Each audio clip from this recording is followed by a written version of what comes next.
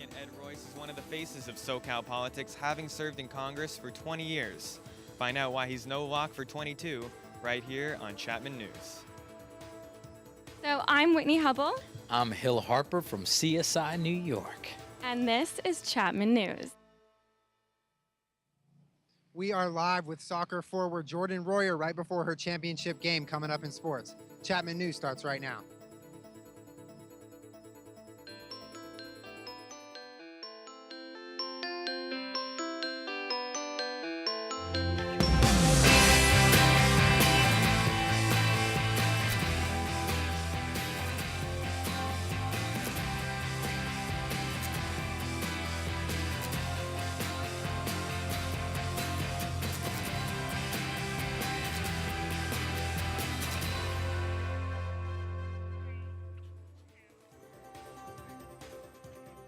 Good morning, Orange County. I'm Aubrey Swift. And I'm Bailey Maloney, bringing you your weekly Chapman News. This past week, the East Coast was hit by Hurricane Sandy, a storm that is said to be the most destructive to the nation thus far. With a death toll at 98 as of last night and still growing, New Jersey and New York continue to struggle with the recovery of the destruction from Sandy. Water damage alone has caused enough problems, but the storm continues to impact power and gas shortages. Electricity is still out among 15 states, leaving about 44 million people without power, and it could take weeks to get the power back on, especially because temperatures are expected to drop into the 30s. Schools remain shut down, and oil spills continue to be cleaned up. You can help victims of Sandy by donating money online or by donating blood to the Red Cross. A new challenger is vying for a veteran seat in Congress. Adam Herbets tells us how the battle for the 39th has turned sour. The battle for Congress in the newly drawn 39th District is a lot closer than the 20-year veteran Ed Royce might be used to. His challenger, Democrat Jay Chen, a Harvard graduate serving on the Hacienda La Puente School Board. But to each other, it's a far-left, spend-happy liberal versus a right-wing Tea Party extremist. That's right, not much love between two candidates. They used to work together, Jay Chen interning for Ed Royce's office just before college. And it's not getting much prettier. One of the newest attack ads released in October depicts the incumbent congressman as a monster.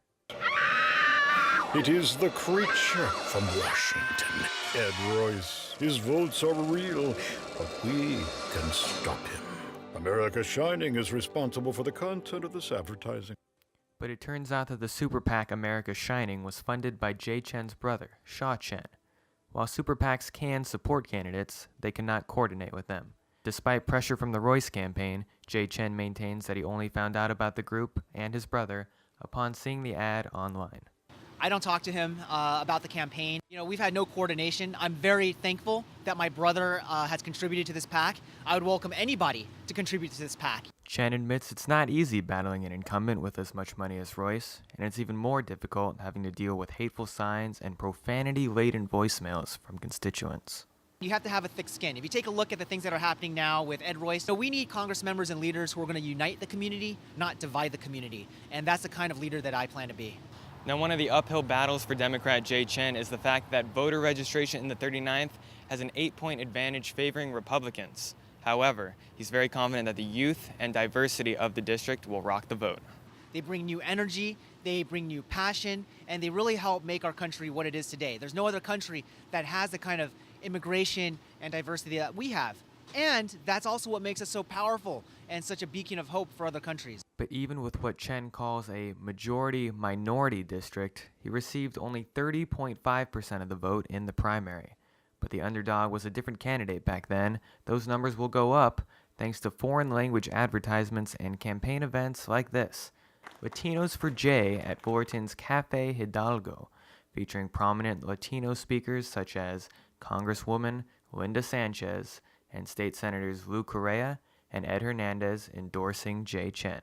Expecting a close race in the 39th, I'm Adam Herbets, Chapman News. If Jay Chen takes the 39th, he would be the first representative to be fluent in English, Spanish, and Mandarin. Congressman Ed Royce could not be reached for comment by Chapman News.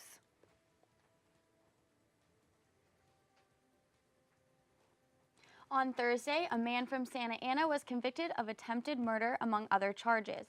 The attempted murder happened back in 2008 when Antonio Ortega attacked Frank Sharpsky with a machete. Sharpsky was seriously injured in the incident. It turned out that Ortega was involved in a murder plot with the victim's wife and her new boyfriend. They will have a separate trial next month. 2 people are in custody.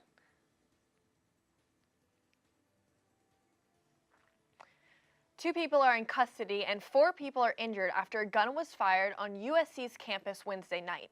One of the injured was Gino Hall. The gunfire broke out near a Halloween party where Hall and other men, both who do not attend USC, began arguing. The suspect removed a handgun and fired at Hall and the 3 other bystanders. The suspect who began shooting will be charged with attempted murder. Hall was rushed to the hospital in critical condition and the 3 other bystanders were treated for non-life-threatening wounds. USC Department of Public Safety issued a Trojan alert to students to stay indoors. After 3 hours of lockdown, the campus reopened at 2:15 a.m. Police found a man, his wife, and his dog dead in their Laguna Beach home in Arc Heights Wednesday evening.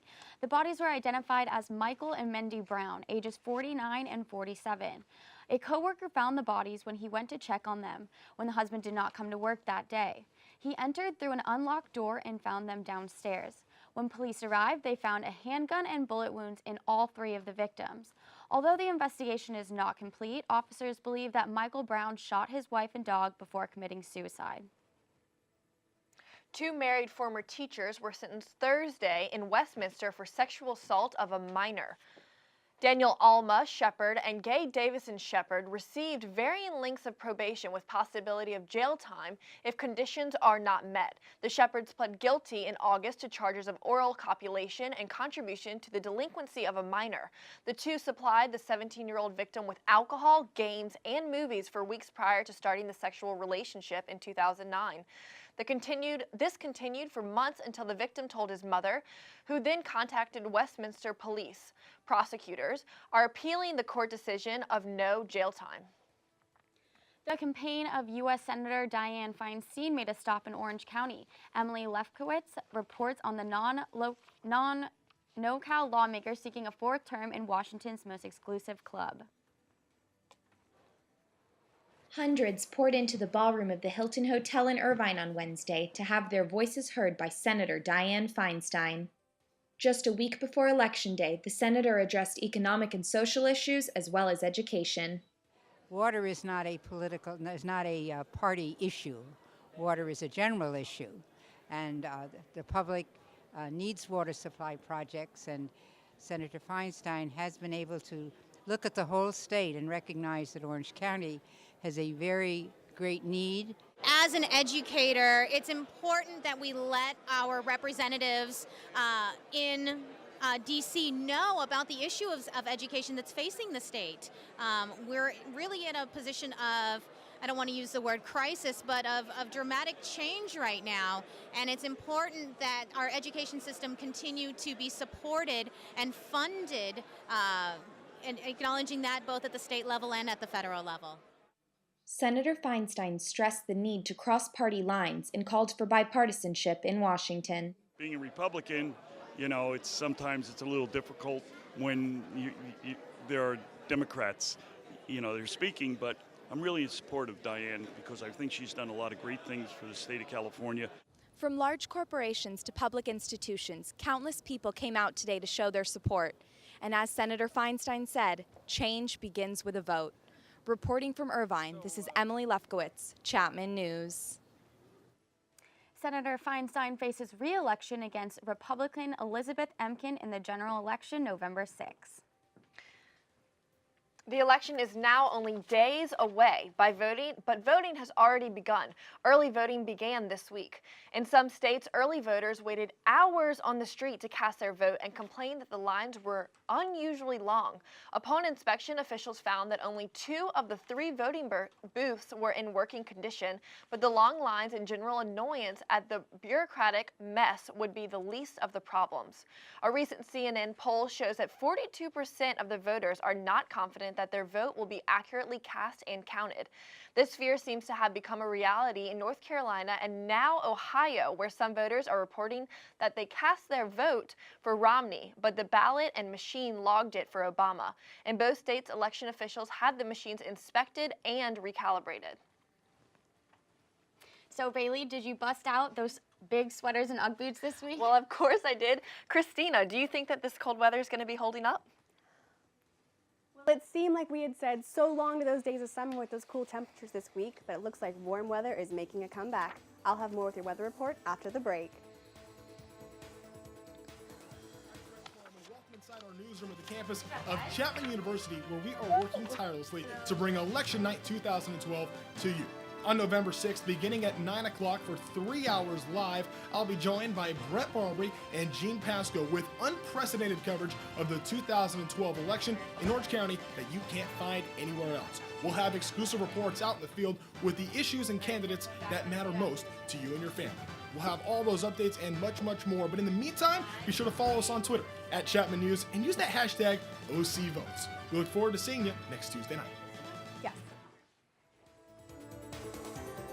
Welcome back to Chapman News. Bailey, are you prepared to vote on Tuesday? Well, you know, funny story, I recently found out that I am now a registered voter in Orange County instead of my home state of Louisiana. So absolutely, Aubrey, I will be heading to those polls no matter what the weather has in store. Well, what does the weather have in store for us, Christina? Well, Hurricane Sandy did hit the East Coast hard earlier this week, and they are still struggling to get power up in some areas. Newark, New York City, Atlantic City, they're all struggling right now. The good news is that hurricane season is winding down. We shouldn't be seeing anything of the magnitude of Sandy anytime soon. The bad news is there's a low pressure system in the area making conditions ripe for another storm. Now, temperatures remain fairly steady across the eastern seaboard. In Boston and New York, we see temperatures in the 50s. And in the Midwest, we can see that the jet stream is starting to dip down into those northern states, bringing some cold Canadian winds into the Dakotas and the Lake States. In Minneapolis, we can see that there's 42, 46 in Chicago. Down in the Midwest, we have Kansas City at 61 and Oklahoma City at 86. As we get down even more south, even hotter, 89 in Dallas, 85 in Houston. But as we head over to our neck of the woods, the Southwest, we can see that it's a lot cooler, a lot more moderate. We got that ocean bringing in some cooler temperatures. 53 in San Jose, 53 in Sacramento, 61 in Los Angeles. However, those moderate temperatures are on their way out. It's going to get very hot. Let's look at the 5-day forecast to see just how hot it's going to get. All right, on Friday we have a high of 72 and a low of 54. Saturday a high of 80, the low of 56. Sunday gets to 88 with a high of 58, and Monday it's the hottest at 90 with a low of 59. On Tuesday it gets a little bit cooler but still pretty hot with 87 and a low of 57, and you can see that there's a lot of sunshine coming our way. All right, that's it for the weather. What will you ladies be doing with the warm weather we have this week? I will definitely be going to the beach. When she was 12 years old, Miranda Lynch went to South Africa with her dad. The trip would change her young life forever. Chapman freshman Miranda Lynch joins us now to tell us about that trip and her efforts to fight hunger in the Zulu village of Nzinga. Welcome, Miranda. Hi, thank you. So your first trip to South Africa, it was a vacation with your dad, right? Yeah, we won a safari package at my school auction, and we're adventurers in the Lynch family, so we thought, why not take an extra week or two to see the real Africa? So through a series of connections, we found this little village, and there was one family that spoke English, and we got to stay with them, and they took us into our home, and that's where the journey started.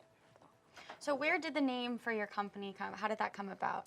The first person that I really connected with in the village was a little 2-year-old girl named Amashle, which means beauty. All the names there have meanings.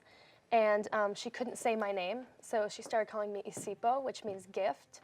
And when my dad and I were thinking about what the heck to name this company, we thought, why not use that? Because not only are we giving them gifts, but you know, they took us in, they gave us a gift, and that's how it all started. So this foundation has been going on for 5 years now, Yes. correct? Okay, what are some difficulties that you've faced with this? The biggest difficulty is probably the language barrier and the fact that it's across the world. It's really difficult to communicate with a village that doesn't have internet, doesn't have phone service. But also there's been some personal difficulties. When you start a business when you're 12, you're going to come across some obstacles and some difficulties. But honestly, it's so worth it. Everything's worth it. How often do you get to go visit? We go about once a year. I was just there in March. Okay. And what exactly, so are you just giving money or are you bringing actual materials over there? What is the foundation doing? We raise money through like donations, but also fundraising events. And 98% of the money that we make goes straight into the program. And we buy all the supplies because we do sustainable food gardening, so there's fencing and seedlings and such. We buy them all locally in South Africa to support the country and its business. Perfect. Well, thank you so much for coming. and Thank sharing you, so much. ladies. Yeah, absolutely. You can access more information regarding Miranda and the ISEPO Foundation at isepo.org. The National Society of Leadership and Success brought in an actor from CSI, broadcasted live to 4 other college campuses across the nation. Whitney Hubble has the coverage.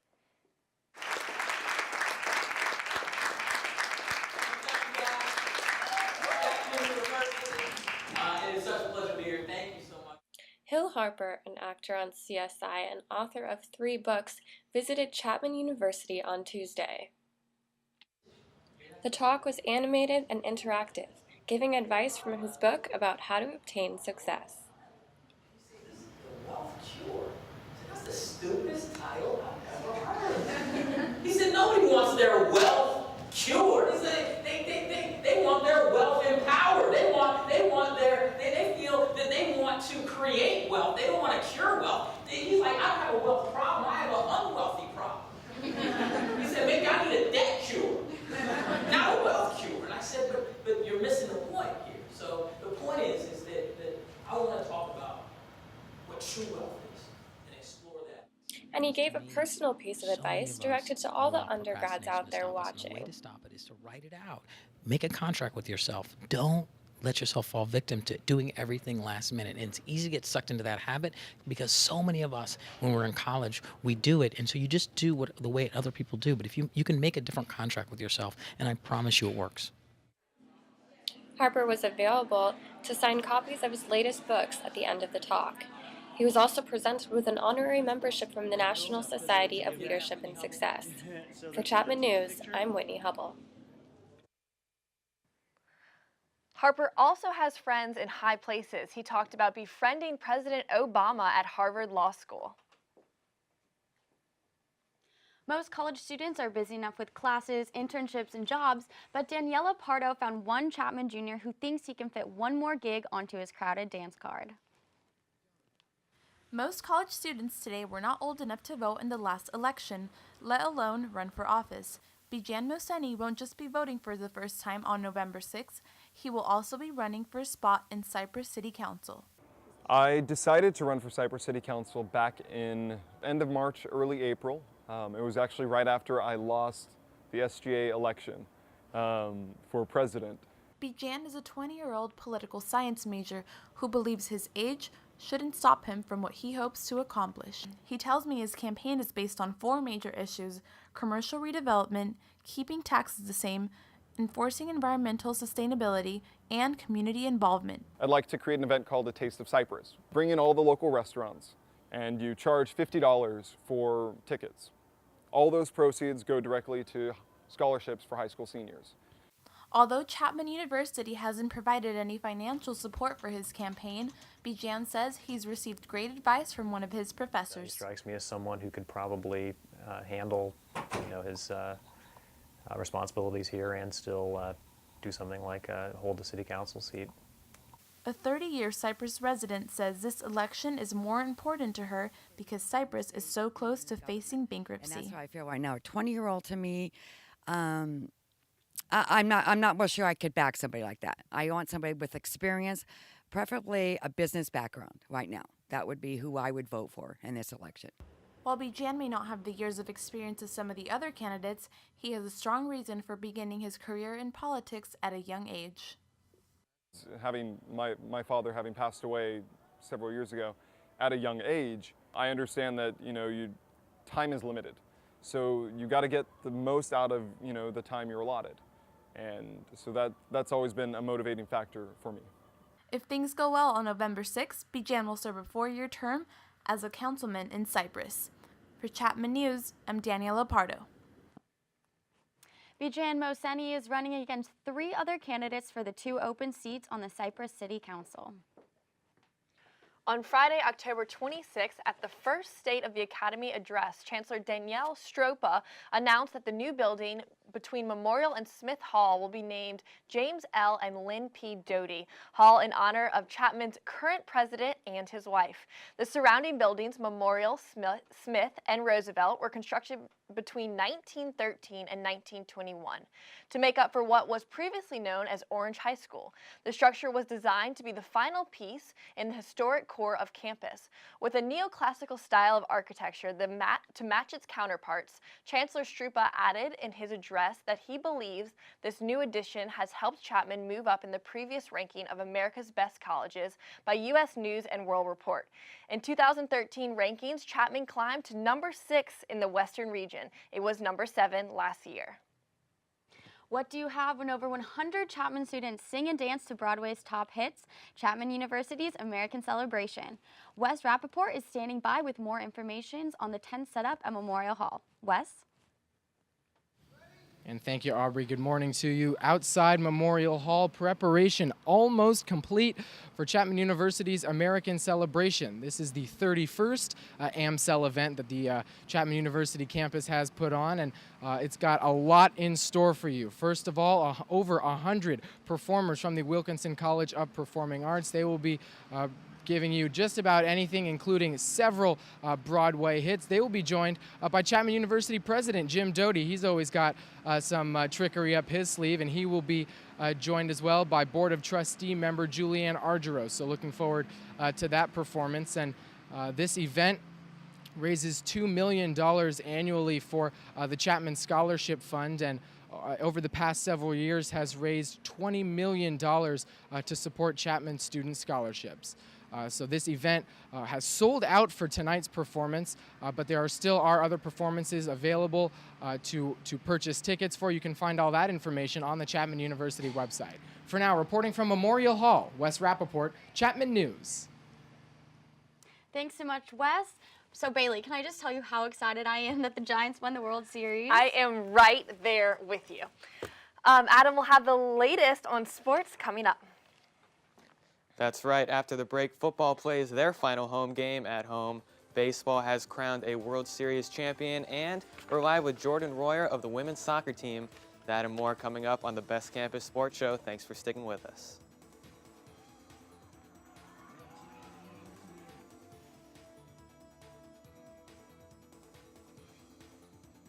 Know what? What? Since I got adopted, I've learned a lot about these humans. I know. I mean, check out these two. It's Flirt City over here. Yeah, I noticed that. It looks like my human is definitely into your human. Oh, look! I think she's getting his number. Nice. Your human's got some sweet moves. Takes after his dog. Oh, look, they're doing that thing where they put their arms around each other. She kicked up a leg. It's like in the movies. That's awesome. Looks like we're going to be hanging out a little bit more.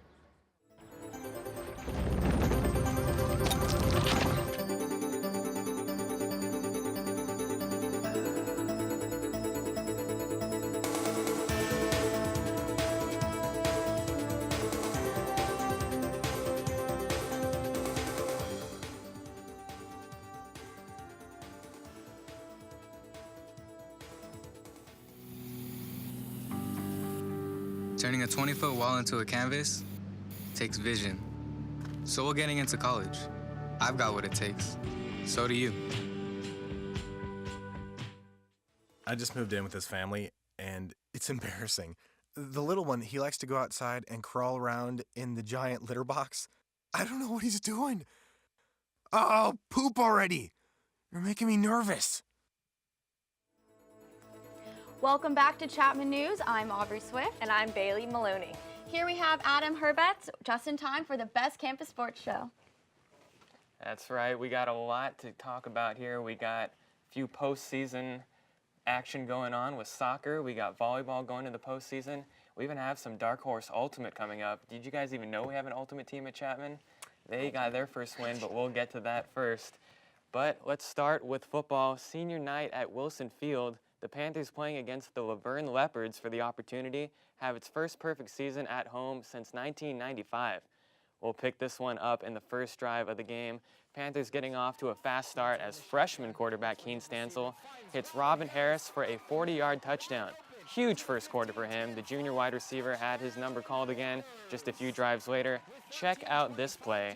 It's going to be a running play, and the junior is off to the races. 75-yard run, extending the lead 17-0. Harris would finish the day with 128 total yards. But in the second half, the Leopards, they're going to get driving down the field here as quarterback Travis Carter leads his team, and he has a big 35-yard gain to their big weapon, wide receiver Robert Fernandez. But luckily, that would be the last Leopards score from there. Junior defensive back Cameron Cutter, he's going to put the brakes on this Laverne offense. Check out this interception in the back of the end zone, his second of the day to add on to a fumble recovery, and he's been a playmaker all year for the Panthers. Rest of senior night belonged, however, to the freshman, Keen Stansel. 2 huge runs in the third quarter. He's going to finish the day with 246 yards on the ground as Chapman wins 38-12. Chapman News Sports Director Wes Rappaport checks in from Saturday's game. Let's see it. Senior night here at Wilson Field brings acknowledgement for all 19 seniors graduating this season, and Coach Owens talks about the importance of unity on this football squad. We're Chapman Panthers here, and our goal is to build one of the real strong football programs. Coming back on women's soccer. And to build strong men in this conference. All the younger guys, I mean, they told us all week, we're doing this for you guys. Props to them. They all stepped up. You can't put into words the leadership that these seniors provide for us. Especially me being new to the program, it's great to come in and have such a strong leadership group and a group of 19 guys. It's a great example for all of us younger guys to follow. And, I couldn't ask for more. And, their leadership makes us want to play harder for them. And we do feel like we're in a great position right now. We got to go play a tough Claremont football team next week. And we gotta play it hard. And in women's soccer, the Red Hot Panthers playing for the chance to go to the SCIAC Championship. But first, they have to go through the Claremont Athenas in the semis. Now, we're going to skip regulation on this and take it straight to penalty kicks. Scoreless game, but Claremont's Olivia Sylvester makes it 1-0 Athenas. But Chapman forward, the all-star Val Sobel responds 1-all right in the back of the net. Now, there's going to be a miss from each team here, but Claremont's Samantha Coons drives it in 2-1 Athenas. Both teams miss again, and Chapman's Jordan Royer, more from her soon, but she steps up, drills it to tie the game, and after a miss from Claremont's Megan Patterson, it's up to senior Amy Evans. Evans finds the back of the net, takes Chapman to the SCIAC Finals, where they face Pomona Pitzer. Sophomore goalkeeper Marissa Fairman earns her 11th shutout of the season, tying a school record. Now, the Panthers do not have much time to celebrate as their upcoming opponent, Pomona Pitzer. No easy matchup, but we now go live to Julian Solomita with a woman who helped the Panthers advance to the SCIAC Finals. Julian? Thanks, Adam. I'm standing here with Jordan right now. Jordan, obviously a huge win yesterday, but that game, 110 minutes and no score, and then you come in, penalty kicks, and tie the game up. What was that like? It was insane. I mean, we fought so hard throughout the entire game, and for us not to get a goal was hard, but we were definitely focused during the PKs and ready to pull out the win. And you just happened to work on PKs the day before, is that right? Mm-hmm. Yep, which is nice. It was cool.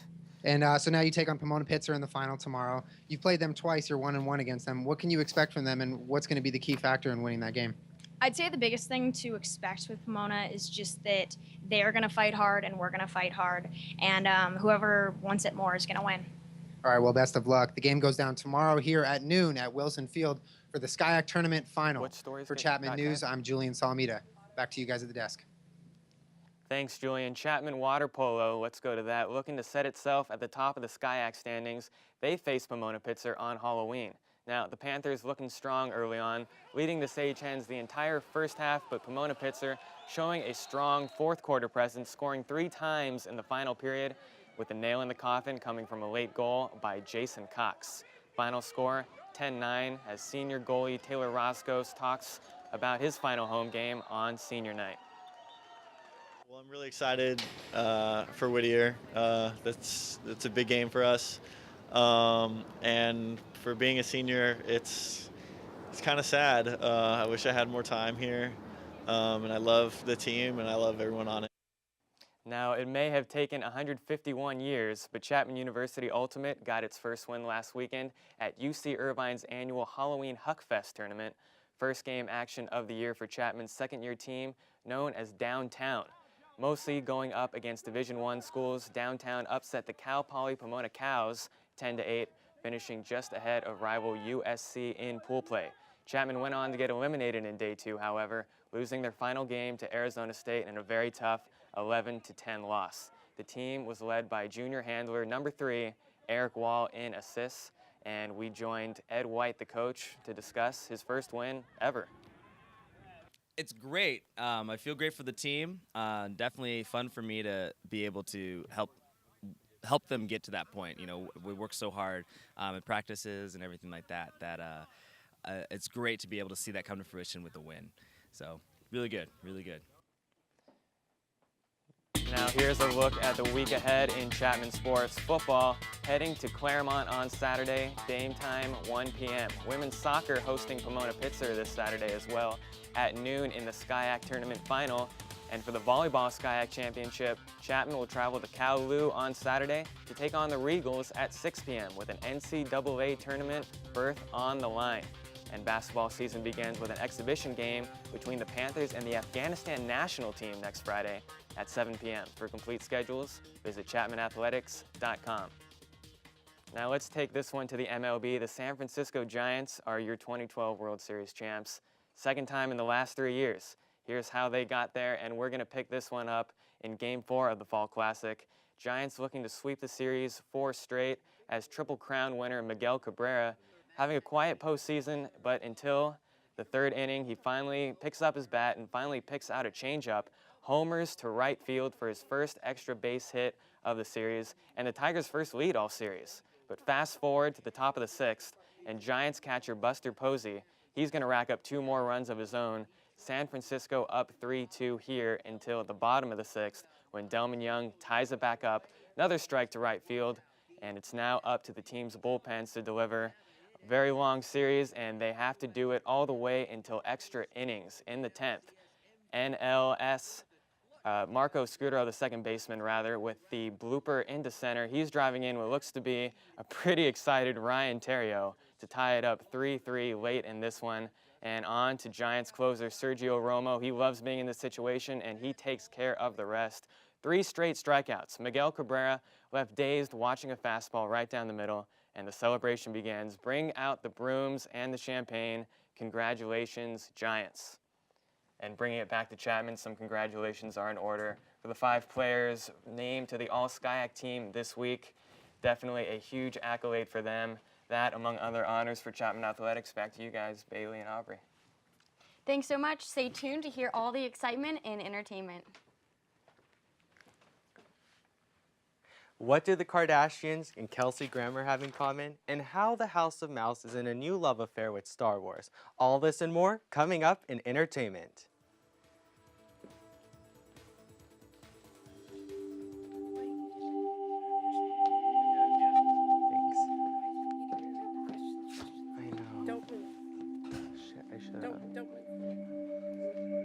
I was a little positioned.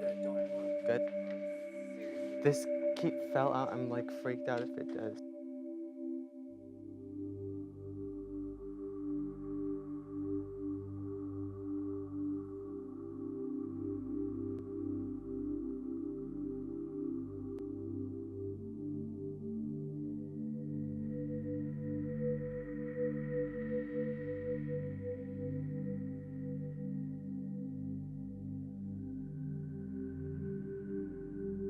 Don't stand by, stand up.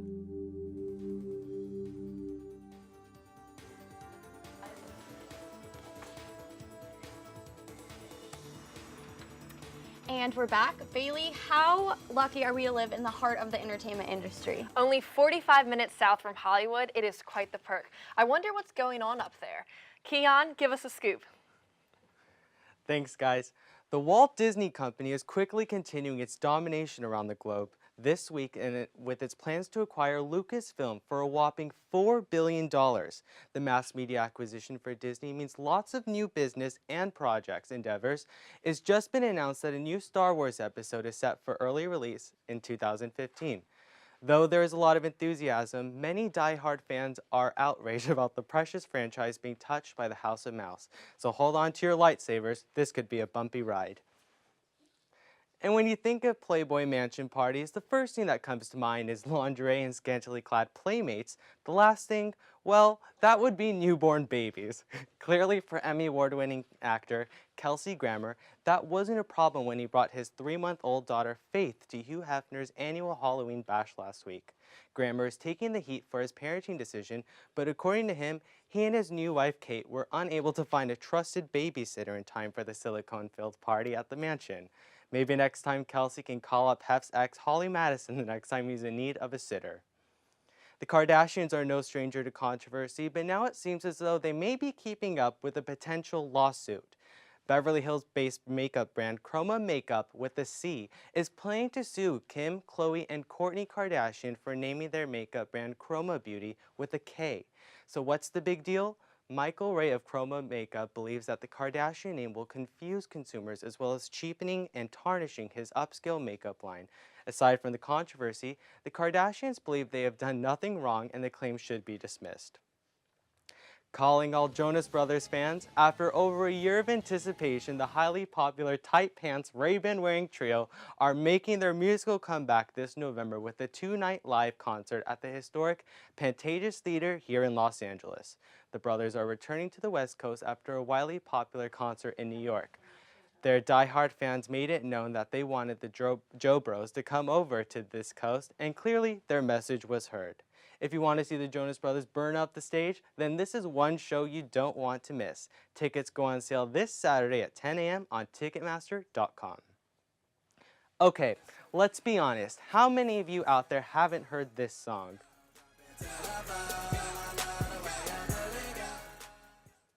And I know all of you remember this hit. That party last night was awfully crazy. I wish we taped it. So all of you that have nothing to do tonight and are fans of either of these songs, listen up. Waka Flocka Flame will be performing live tonight at the Observatory in Santa Ana, which may sound familiar as it hosts numerous Chapman parties throughout the year. The No Hands rapper will be performing live at 8 p.m. tonight with tickets starting at $70 on StubHub. But if you would rather see the man who got you pumped for college while you were still a little high schooler, then you are also in luck. Asher Roth will be performing live tonight, but will be at a different venue. You can see the I Love College rapper also in the Santa Ana tonight, but will be performing at the Yost Theater instead. Tickets for Asher are available on StubHub starting at $60. That's all I have for entertainment. Aubrey, Bailey, will you guys be checking out Asher or Waka Flocka tonight? No, I wish. I'm actually going to San Diego. Well, stay classy, San Diego. Thanks for watching. I'm Aubrey Swift. And I'm Bailey Maloney. Have a beautiful Friday afternoon.